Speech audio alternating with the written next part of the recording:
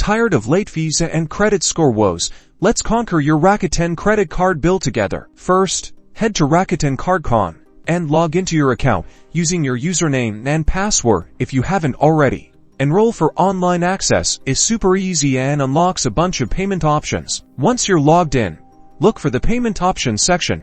You'll typically find this on your account dashboard or under a payments tab. Click on make a payment or a similar button. Now, choose your payment amount. You can pay the minimum due, the full statement balance, or a custom amount. Next, enter your bank account details, including your bank's routing number and your account number. Double-check these numbers to avoid any errors. Prefer paying on the go? Download the Rakuten Card App on your smartphone or tablet. The app offers the same secure payment options as the website. Just log in and navigate to the payments section. Believe it or not, you can still pay by mail.